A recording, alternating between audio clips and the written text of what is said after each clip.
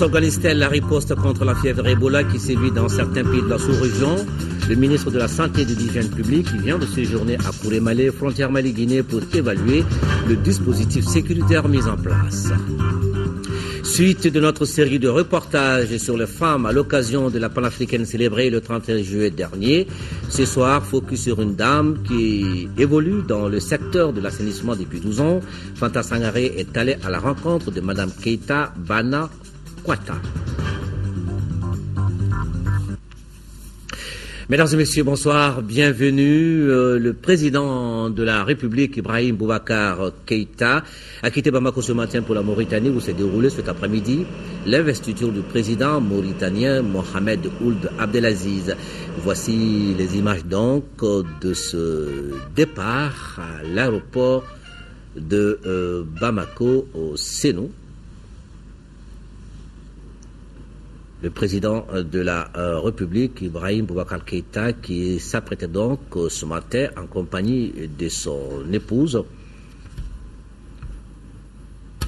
pour s'envoler vers la Mauritanie où s'est déroulé cet après-midi l'investiture du président mauritanien Mohamed Ould Abdelaziz. Il a été donc salué, comme vous l'avez vu sur les images, par le Premier ministre, des membres du gouvernement, des représentants des institutions de la République et plusieurs autres personnalités.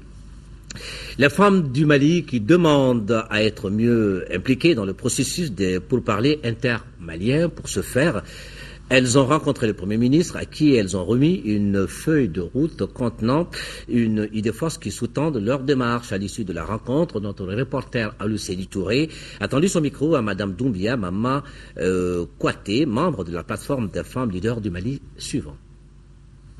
Nous sommes venus exprimer à M. le Premier ministre notre volonté de contribuer à cette action en cours. Il s'agit donc de voir comment les femmes aujourd'hui du Mali, de toutes tendances confondues, pourraient aujourd'hui contribuer à ces débats et aider à ce que la paix puisse revenir, surtout une paix durable et définitive. C'est pourquoi nous avons demandé cette audience. Nous avons une feuille de route et nous avons un plan d'action pour accompagner aujourd'hui toutes les actions qui sont en train de se mettre en place en République du Mali. Nous sommes femmes, nous sommes actrices de paix. Nous voulons la paix et nous avons aujourd'hui cette volonté vraiment d'aider nos frères et sœurs, surtout ceux qui ont pris des armes contre le pays, pour qu'ils acceptent de se mettre autour de la table, pour qu'ils discutent de l'avenir de ce pays. Et je pense que le Premier ministre nous a entendus et a compris notre message. Nous allons travailler à cela. Nous avons fait beaucoup de propositions. Nous voulons contribuer. Nous avons des expertises au sein de ce mouvement des femmes et nous voulons, dans les différentes commissions de travail, dans les actions de terrain, dans les actions de sensibilisation et dans les campagnes, mener vraiment toute notre énergie pour que la paix puisse revenir rapidement dans ce pays. L'Algérie qui offre 40 bourses de formation au titre de l'année académique 2014-2015 au Mali à travers le ministère de l'Emploi et de la Formation professionnelle. Le chef du département de tutelle a tenu hier un point de presse pour expliquer les conditions d'acquisition de ces bourses de formation qui seront octroyées aux ayants droit et cela dans la transparence. C'est un reportage de Cheikh Oumar Sangaré. Les 40 bourses de formation offertes au ministère de l'Emploi et de la Formation professionnelle par la République algérienne concernent 9 spécialités dont les bâtiments et travaux publics, l'industrie agroalimentaire, les arts et industries graphiques. Il s'agit des formations en brevet de technicien supérieur BTS. Les postulants doivent, entre autres, être détenteurs d'un baccalauréat de l'enseignement général ou d'un brevet de technicien de l'année en cours, avoir 24 ans ou plus au 1er janvier 2015 et avoir une bonne performance scolaire. Ces bourses vont être octroyées par une commission qui a été mise en place au sein du ministère de l'Emploi et de la Formation professionnelle. Cette commission est présidée par le secrétaire général du ministère et c'est aussi le souci du département de l'emploi et de la formation professionnelle de faire l'octroi de ces bourses-là dans un cadre transparent. Au total, ce sont 209 bourses d'études que l'Algérie offre au Mali au titre de l'année académique à venir. Le département de l'emploi, qui reçoit habituellement 15 bourses, en a eu 40 cette année. Une tradition d'accompagnement saluée par le porte-parole du gouvernement. Je voudrais aussi remercier très sincèrement les autorités de la République algérienne pour tout l'accompagnement dont le Mali a bénéficié en général et de manière spécifique, le ministère de l'Emploi et de la Formation professionnelle. L'avis d'appel à candidature sera lancé dès la semaine prochaine et les candidats ont jusqu'au 22 août pour postuler. La fièvre Ebola sévit toujours dans certains pays de la sous-région. Au Mali, la riposte s'organise à Kourémalé, frontière Mali-Guinée. Il a été mis en place un dispositif sécuritaire pour contrer l'avancée de la maladie. Le ministre de la Santé et de l'Hygiène publique s'est rendu sur place dans la localité et c'était pour s'assurer du bon fonctionnement des opérations. Moussa Fané. Cette visite a permis au ministre de la Santé et de l'Hygiène publique de s'assurer que la vigilance est de mise. Après 5 mois de lutte préventive contre le virus Ebola, les autorités sanitaires gardent le même cap au niveau de la frontière maliano-guinéenne. J'ai constaté que le dispositif est encore actif. J'ai échangé avec le personnel. J'ai noté quelques difficultés qui n'ont pas eu raison de la détermination du personnel. À partir de ce moment, je pense qu'il est de mon devoir d'apporter ce complément de solution pour maintenir le personnel dans un état de détermination. Les forces de sécurité et le personnel médical travaillent en parfaite collaboration au poste de contrôle. Ici, tous les passagers sont soumis à des contrôles avant de franchir la frontière malienne. Le ministre de la Santé a salué les efforts consentis par les comités de crise mis en place par la population. C'est la capacité de pouvoir identifier chaque cas et de pouvoir écarter les dangers qui est un mérite. Et ce mérite-là aujourd'hui, je salue le personnel pour sa vigilance et j'encourage le personnel et les communautés et tous les gens, tous les acteurs qui sont sur le terrain. Le ministre a aussi visité les sites d'isolement et de prise en charge des cas suspects. C'est un site qui a été mis en place en avril dernier. Le village de Faux, dans la commune rurale de Kourouma, à 60 km de Sikasso, dispose désormais d'une centrale à bicarburation, c'est-à-dire qui peut fonctionner à l'huile de pourguère et au gazole, fruit d'un partenariat entre l'Agence malienne pour le développement de l'électrification rurale et l'Agence nationale pour le développement des biocarburants. Cette centrale a coûté plus de 67 millions de francs CFA. Inaugurée hier par le ministre de l'Énergie, Mamadi Frankali Keïta, cette centrale permettra à la commune rurale de Kourouma de consolider son développement avec l'accès à l'électricité. Nos envoyés spéciaux, Abdrahman Maïga et Tchedie Kamar. Ces joyaux inaugurés par le ministre de l'Énergie comblent désormais un vide à Faux dans la commune rurale de Kourouma. Cette centrale à bicarburation, huile de pourguère et gasoil permet désormais à la commune rurale de Kourouma d'amorcer son développement à travers l'accès de 2700 âmes à l'énergie. D'un coût de réalisation de plus de 67 millions de francs CFA, l'infrastructure s'inscrit dans le cadre d'un partenariat entre l'AMADER et l'ANADEB. À travers ce partenariat, 32 collectivités rurales du Mali seront dotées de réseaux électriques alimentés par des groupes électrogènes pour un coût de réalisation de plus de 242 millions de francs CFA. La lumière est très importante pour les populations rurales. La lumière les préserve des difficultés de l'obscurité, les questions liées au vol. Mais au-delà de cela, l'électricité permettra aux femmes de mener des activités génératrices de revenus, de mener à bien leurs activités quotidiennes qui sont prolongées généralement dans la nuit, mais également aux enfants de pouvoir étudier sereinement la nuit. Avec cette initiative, les plus hautes autorités du pays ambitionnent de donner un coup d'accélérateur à la mise en œuvre de la politique énergétique nationale. Dans ce projet, le Mali met l'accent sur la promotion de la culture du pourguère. Cet arbre planté et transformé localement dans notre pays présente plusieurs avantages. Le développement des biocarburants a l'avantage, entre autres, de favoriser l'accès des populations, surtout rurales, non seulement à l'énergie à moindre coût, mais aussi à la création d'activités génératrices de revenus et d'emplois, de protéger et de préserver durablement l'environnement et de réduire la facture liée à l'importation des hydrocarbures dans notre pays. À travers cette politique, il accroît l'accès des populations à l'électricité avec pour objectif atteindre 32% au plan national et 18% en milieu rural. Célébration de la fête anniversaire de la Confédération suisse à Bamako. La représentation diplomatique de ce pays a choisi l'esplanade du Jardin zoologique pour offrir une réception aux amis maliens, moment de réjouissance entre Maliens et Suisses, mais également occasion pour passer en revue les acquis de la fructueuse coopération entre le Mali et la Suisse. Mamourou Sidibé. L'anniversaire de la Confédération suisse, célébré ce vendredi à Bamako, a été l'occasion pour Suisses et Maliens d'évaluer des actions de développement menées dans notre pays et projeter de nouvelles perspectives. Depuis 1977, un accord de coopération technique et financière scelle l'amitié entre nos peuples et nos pays.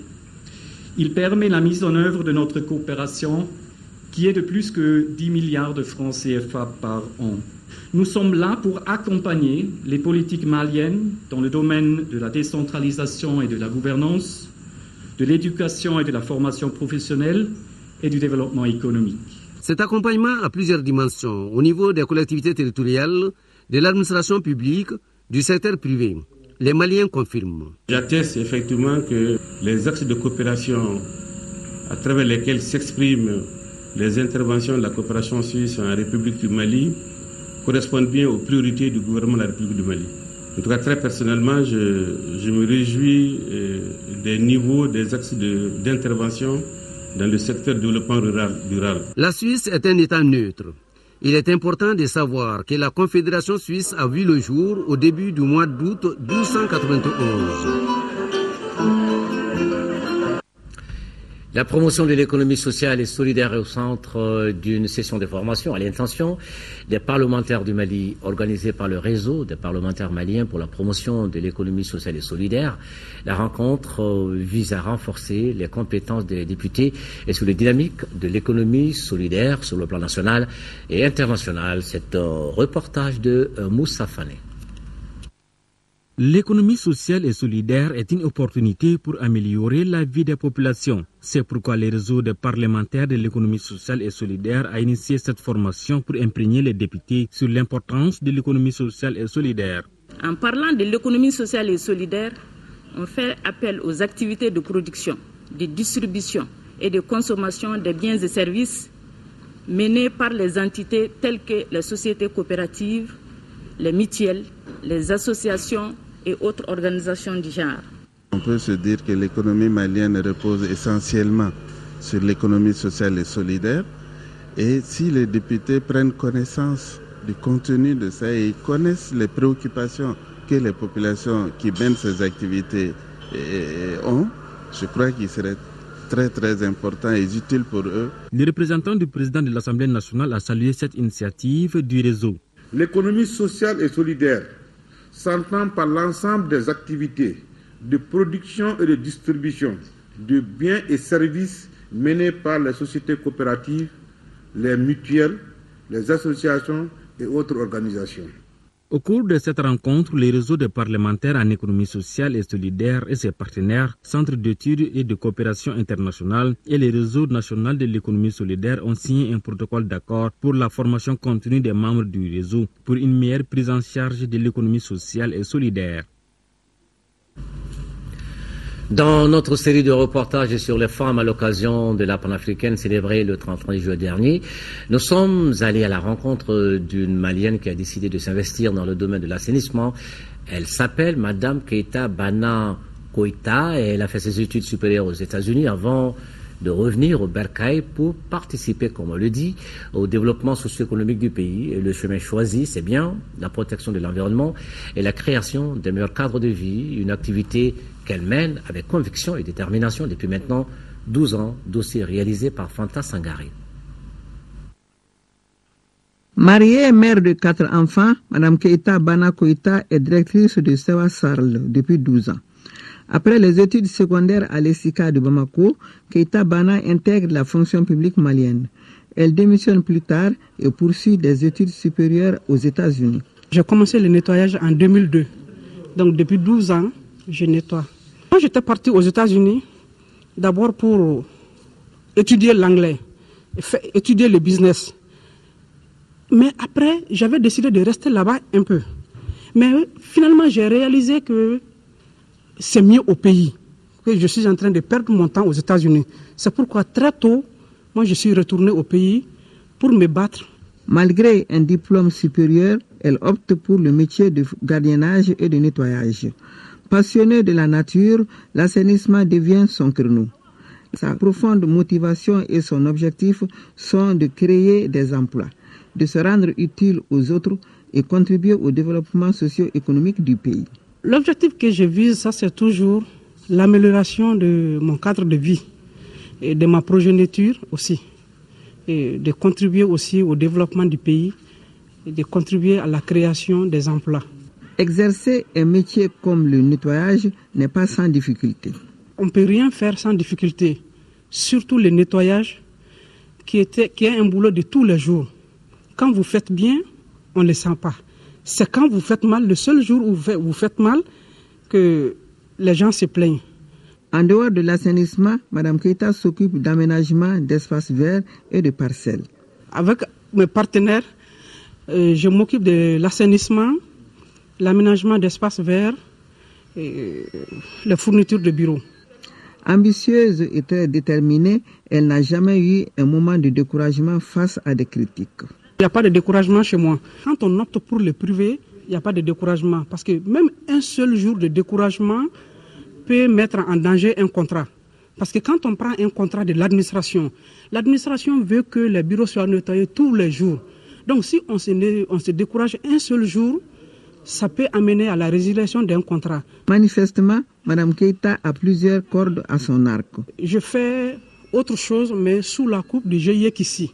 Parce que SEWA est une société SARL qui peut faire le nettoyage et le commerce général. Moi, je fais le gardiennage, mais sous la coupe du GIE Kissi. Aujourd'hui,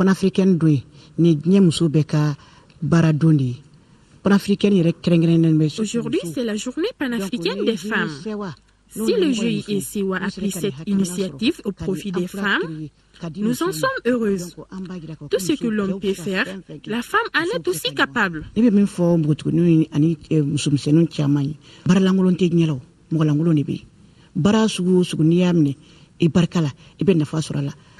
y a des contraintes dans les gardiennages, mais moi j'arrive toujours à surmonter parce que j'opère des visites inopinées. À 2h du matin, à minuit, je vais contrôler mes gardiens. Et je prends des décisions comme des hommes prennent leurs décisions. Mme Keita Bana voit l'horizon très large. Elle ambitionne de créer des entreprises encore émergentes. Mme Keita donne le modèle de conduite et d'engagement citoyen. Je dirais à toutes les femmes de ne pas se sous-estimer, de se lever, d'avancer, de ne pas attendre tout des autres, d'éviter l'oisiveté. Parce que tout ce que les hommes peuvent faire, les femmes aussi peuvent le faire. La nouvelle génération qui exerce ce métier ne doit pas avoir le complexe, car il n'y a pas de sous-métier, s'il s'agit de vivre à la sueur de son front. La 8e édition du symposium malien des sciences appliquées s'ouvre demain ici à Bamako. L'événement est placé sous la haute présidence du Premier ministre Moussa Mara. Le thème de cette édition est les réseaux du savoir au profit du développement. Pour plus de précisions sur ce symposium des sciences appliquées, nous vous proposons de suivre les explications du professeur Diola Bagayogo. Il est au micro de Aluseni Touré. C'est un symposium dévoué à mettre les sciences et les technologies au service du développement. Et le thème d'ailleurs, cette année, c'est réseau de savoir au profit du développement. Alors donc, nous traitons des séries de sujets qui ont trait justement à tous les domaines qui, d'une manière ou d'une autre, touchent au développement, y compris la santé, l'économie, l'agriculture, les sciences pures comme la physique et autres. Et n'oublions pas non plus d'ajouter à cela les modélisations et les langues d'un point de vue scientifique et beaucoup d'autres sujets. Et j'ajouterai que cette année, il y a un accent particulier sur la problématique de la participation des femmes à la science et à la technologie. Les participants viennent de tous les continents et nous avons à peu près entre 200 et 300. On saura le nombre total demain. Et ils viennent de 22 pays, y compris plusieurs d'Afrique. Alors donc, J'ai dit aux gens d'ailleurs que ce symposium-là place le Mali sur la carte internationale en matière intellectuelle et scientifique, comme les universités de Tombouctou l'ont fait dans les 14, 15 et 16e siècles. L'Agence nationale de télésanté et d'informatique médicale Antime a tenu la 9e session de son conseil d'administration. Au cours de la rencontre, les administrateurs étaient appelés à adopter le procès verbal et les recommandations issues de la 8e session. Un reportage de Moussa Fane. Cette année, l'Agence nationale de télésanté et d'informatique médicale ANTIM ambitionne de favoriser les opportunités d'utilisation du potentiel des TIC dans le développement de la télésanté. L'agence entend faire une informatisation globale des structures de santé à travers les pays. Le projet d'établissement va nous permettre d'avoir une vision quinquennale de ce que les technologies de l'information et de la communication peuvent faire pour le système de santé dans sa globalité. Nous allons continuer notre activité d'informatisation des hôpitaux. L'un des chantiers de 2014 sera aussi la poursuite du renforcement du système d'information sanitaire à travers une flotte mobile afin de consolider les acquis de l'agence. Nous avons pu augmenter le nombre de la flotte mobile pour la santé, qui est l'outil de communication privilégié aujourd'hui du système de santé. D'autant plus que cet outil va appuyer le système d'information sanitaire dans sa globalité et notamment dans la lutte contre Ebola. Nous allons renforcer les services qui sont en train de lutter contre l'épidémie d'Ebola. Donc vraiment, notre activité majeure va être autour de mettre en place un système de communication efficace. Le projet d'établissement, c'est une feuille de route qui fixe les objectifs et offre le cadre d'évaluation des activités de l'agence. Je suis convaincu que vos amendements permettront à l'agence d'atteindre les objectifs à elle fixés. Les responsables de l'ANTIM entendent mieux orienter les actions à venir afin de répondre aux exigences du développement en matière de santé. La tenue cette semaine également du conseil d'administration du complexe minier Loulo et Gungoto. Cette session a regroupé autour du PDG de la compagnie Randgold Resources les administrateurs et les cadres des deux mines. Les administrateurs ont montré leur satisfaction par rapport à la contribution significative de Randgold au développement des compétences et au développement des plans de carrière par la formation continue. Correspondance Jafar Aïdara. Ce conseil d'administration du complexe de Loulo et de Gungoto s'est déroulé à un moment où l'or amorce sa hausse après une année de baisse des cours sur l'échelle mondiale. En marge de ce conseil, le directeur général Marc Bristow a tenu une conférence de presse au cours de laquelle il a montré l'importance du complexe pour l'économie du pays, car il contribue pour quelques 8% dans le PIB du pays, en plus de la contribution substantielle au trésor public sous forme de dividendes, taxes et redevances. Aussi, la grande satisfaction de ce conseil est la contribution significative de Randgold au développement des compétences au Mali à travers les programmes scolaires, la formation continue et le développement des plans de carrière. Loulo et Gungoto ont permis de procurer divers avantages de change dans la vie des communautés. C'est ainsi que 15 jeunes ont été formés en réparation de pompes d'eau et équipés en matériel de dépannage. En marge de ce conseil, le président directeur général a procédé au lancement du GIE de salubrité Kanimadi Ba Keita. C'est vrai, en tant qu'industriels, ils arrivent dans des pays, généralement les gens amènent de la technologie. Mais ce qu'on oublie souvent, c'est d'enseigner les gens comment s'approprier de ces technologies, comment gérer pour que ces investissements soient durables. Et Randgold est là pour assurer le développement, partager cette valeur créée avec la communauté locale. Au cours du conseil, Marc Bristow a mis l'accent sur l'énergie qui intervient actuellement pour environ 30% dans le coût d'opération des mines. Il souhaite avoir l'accès au réseau électrique du Mali. 123 720 tonnes de vivres alimentaires et de produits pharmaceutiques. C'est le don que vient de faire le Croissant Rouge algérien au peuple malien.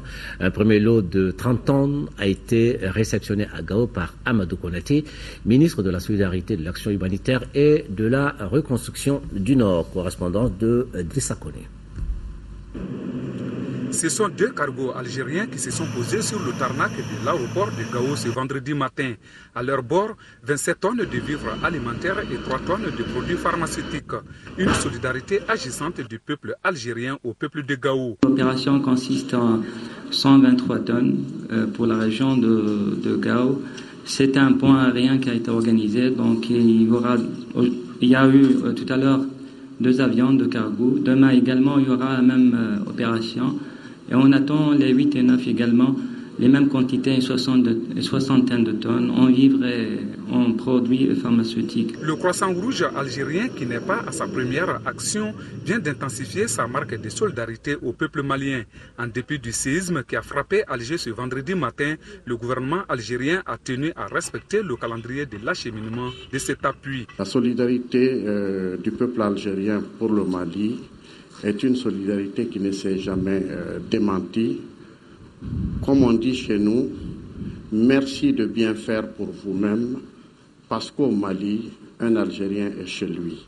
À Gao, c'est l'Algérien qui nous reçoit, parce que Gao, c'est chez lui. Le ministre Konaté a ajouté que ce don atténuera sans nul doute la souffrance des populations bénéficiaires en cette période de soudure dont la remise officielle a eu lieu à l'OPAM de Gao. Le don que nous venons de recevoir est non seulement un témoignage de solidarité, mais c'est aussi des moyens d'intervention qui sont mis à notre disposition pour faire que tous, mais parmi tous, les plus éprouvés de nous, puissent bénéficier des moyens leur permettant de vivre de manière moins dure. Avant de quitter Gao, le ministre a rencontré la commission de distribution. Il a exhorté que les bénéficiaires soient les nécessités prioritaires. Il faut que la solidarité nationale prévale. Voilà, 123 tonnes de vivres et de produits pharmaceutiques, un don du Croissant Rouge algérien au peuple malien. En 5e région, 9 communes du cercle de Mopti, le cercle de Mopti, Djéné, Bandiagara, Banka, Sekoro, vont bientôt bénéficier d'espaces pastoraux aménagés et de boucheries modernes dont les coûts de réalisation s'élèvent à plus d'1,48 milliard de francs CFA. Les conventions de collaboration pour la réalisation de ces infrastructures viennent d'être signées entre le Conseil régional de Mopti, maître d'œuvre des investissements, et les communes bénéficiaires. Correspondance Yacouba Maïga. Ces conventions de collaboration qui lient désormais le Conseil régional de Mopti et les communes bénéficiaires s'inscrivent en droite ligne de la stratégie de développement économique et régional d'AIR qui a permis au Conseil régional de Mopti d'identifier un certain nombre d'investissements structurants portant essentiellement sur les filières porteuses de la région. Il s'agit notamment de l'aménagement de 2 espaces pastoraux, la réalisation et la réhabilitation d'une dizaine de boucheries modernes dans 9 communes de la région. Pour les boucheries, c'est dans le cercle de Mopti, Bankas, Bayangara, Djinné, Koro. Et pour les 2 espaces pastoraux, c'est Bankas et Djinné. C'est un appui très fort intéressant. Il fait 1 milliard 49 millions 432 302. Ces infrastructures vont à coup sûr contribuer à promouvoir également le rôle central que les collectivités doivent jouer dans la mise en œuvre des actions de développement au niveau local et régional. Un cadre de partenariat se noue entre tous les acteurs pour que vraiment on ait une gestion efficace et efficiente de ces ouvrages. Je me réjouis vraiment de l'initiative que le Conseil régional a eu à prendre. La maîtrise d'ouvrage des investissements est assurée par le Conseil régional de Mopti avec l'appui technique et financier de ses partenaires comme l'Union européenne et le pacte GIZ. Et puis c'est en 2e région, une mission de suivi et évaluation des distributions alimentaires gratuites est allée mercredi dernier s'enquérir de l'état des stocks alimentaires de Banamba, puis recueillir les témoignages des bénéficiaires sur les contours de ces opérations. L'objectif de la mission du commissariat à la sécurité alimentaire est d'apprécier le déroulement des distributions alimentaires gratuites au niveau des personnes bénéficiaires. Koulikoro Seydou Traoré. L'idéal recherché à travers cette mission du commissariat à la sécurité alimentaire est d'assurer la transparence dans la distribution alimentaire gratuite. À Banamba, la mission est allée évaluer l'état des stocks alimentaires à l'entrée de la ville. Pour cette année 2014, 614 tonnes de céréales ont été mises à la disposition des 6 communes les plus vulnérables du cercle de Banamba. Une assistance alimentaire et nutritionnelle destinée aux plus démunis. Lors de ma tournée, j'ai appris dans beaucoup de communes qui nous ont reçu des dons de la part du commissariat à la sécurité alimentaire, que les quantités sont arrivées à bon port et que bientôt les distributions au niveau des familles vont commencer. Déjà, on a reçu quand même la quantité des stocks et à ce jour aussi au niveau de chaque commune aussi a reçu aussi son stock. Et au niveau des communes aussi, il y a certains qui ont commencé déjà à faire la distribution au niveau des ménages les plus vulnérables. À l'image de Fatoumata Bintou Sakanoko à Kiban, elles sont nombreuses les veuves soutenues par le commissariat à la sécurité alimentaire. C'est venu à temps, au moment propice, et il le fallait, puisque c'est la période de soudure. Les gens n'ont rien, les anciens stocks sont finis, et vous voyez comment l'hiver s'annonce. J'ai une très grande satisfaction à travers le témoignage des populations qui m'ont notifié comme quoi vraiment les céréales sont arrivées au moment opportun. Les bénéficiaires se sont réjouis du travail mené par l'ONG Stop Sahel, l'organisation non gouvernementale chargée de la distribution alimentaire gratuite dans le cercle de Banamba. Coup de filet de la brigade des stupéfiants de Bamako, plus de 460 briques d'herbe cannabis ont été saisies dans un véhicule de transport en commun. C'était au poste de contrôle de Kassela sur la route Bamako-Ségou. La marchandise qui pèse plus d'une tonne est évaluée à près de 10 millions de francs CFA. Les enquêtes se poursuivent et déjà 3 individus sont placés en garde à vue. Alpha Mega est allé voir. Voici la moisson de la brigade des stupéfiants de Bamako. Le butin est composé essentiellement des briques d'herbe de cannabis dissimulées dans ce véhicule. C'était au poste de Kassela à la rentrée de Bamako sur la route nationale Bamako-Ségou. Le reste de la sale marchandise a été retrouvé au domicile du suspect principal à Yoro-Djambougou. Il est là et vous ne pouvez pas voir son visage pour une question des droits de l'homme. Pour l'officier, ce résultat a été grâce à un seul élément, le renseignement. Il y a 466 briques d'herbe de cannabis qui ont été saisies et d'une valeur de à peu près 9 millions à 10 millions. Et concernant le poids, à peu près 800 à 1 tonne. Nous allons demander aussi que les populations contribuent à aider la brigade par les renseignements, surtout des renseignements précis, comme celui qui a permis la saisie de cette quantité. Déjà, une enquête est ouverte et les hommes du commandant Mohamed travaillent dans la discrétion totale. Déjà, 3 personnes sont arrêtées, et les produits ont été saisis ainsi que le véhicule seront mis à la disposition du procureur de la République de la commune 3. Les enquêtes sont en cours pour déterminer le reste du réseau des trafiquants. Rappelons que la même brigade a saisi le mois de mars dernier 2 kg d'héroïne pour un coût estimé à plus de 15 millions de francs CFA. Fin des travaux de réhabilitation du centre secondaire de Niamakoro en commune 6 de Bamako. L'œuvre a été réalisée grâce au concours des associations des Amis d'Angers, l'Office de la coopération internationale d'Angers, en collaboration avec la mairie du district de Bamako. L'exécution de ces travaux entre dans le cadre de la coopération décentralisée entre Bamako et Angers qui fête cette année ses 40 ans. C'est un reportage de Lamine Keita.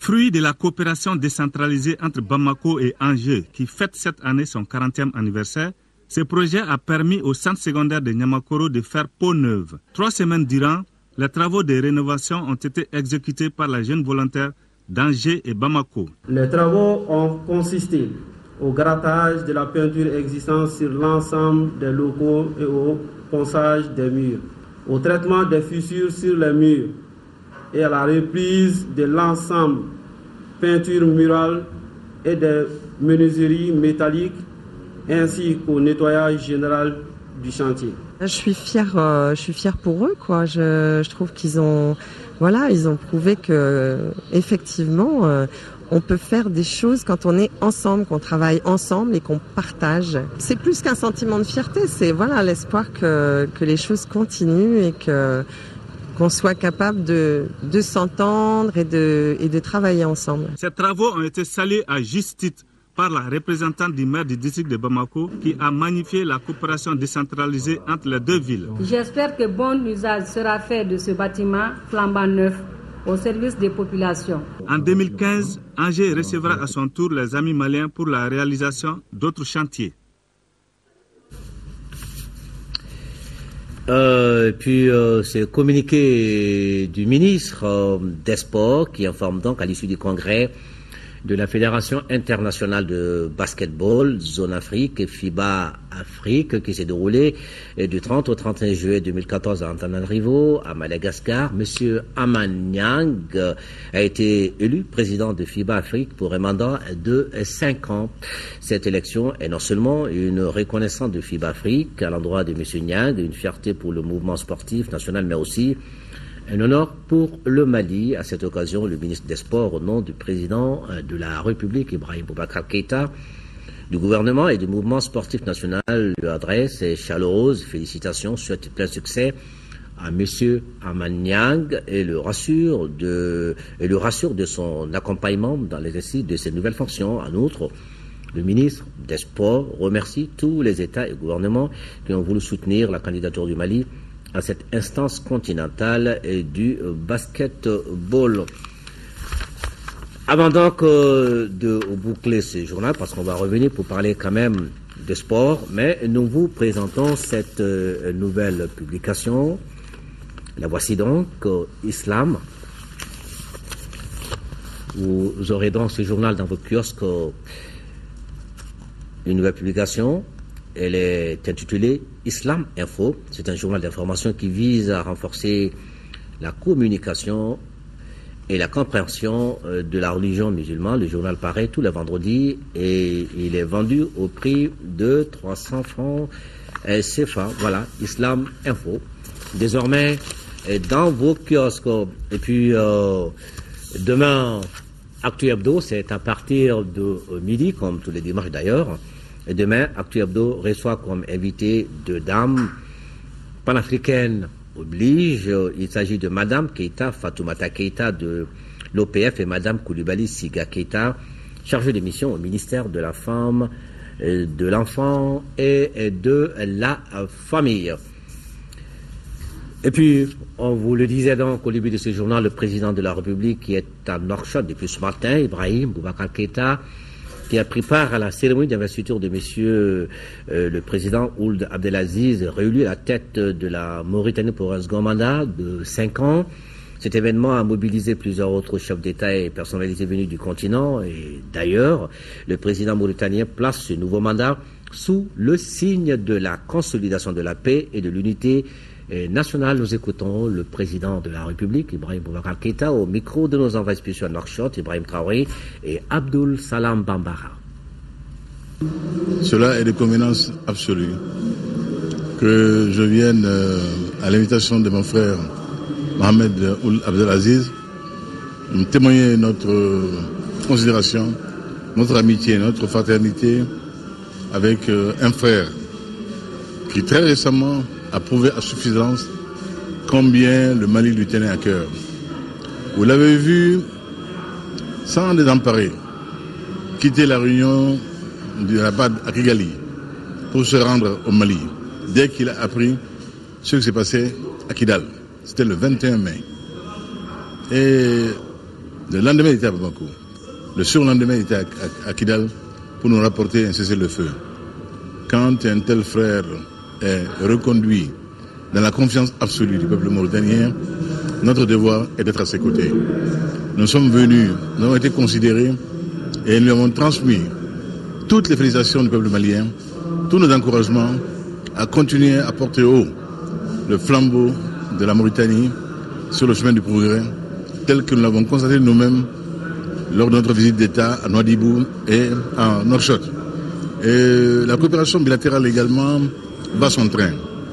Il y est engagé, je le suis également, et Inch'Allah, dans les temps à venir, nous en aurons le fruit.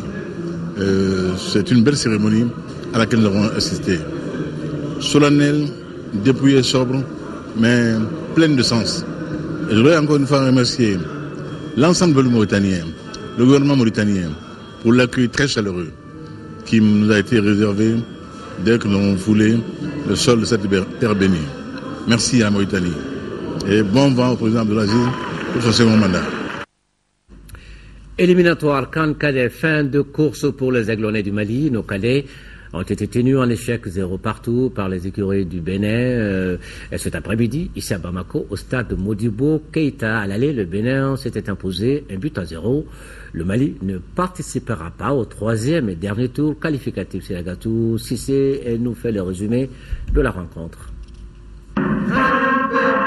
Concentration maximale des Aiglonnais du Mali au moment de l'hymne national à l'occasion du 2e tour et retour des éliminatoires de la CAN des cadets Maroc 2015.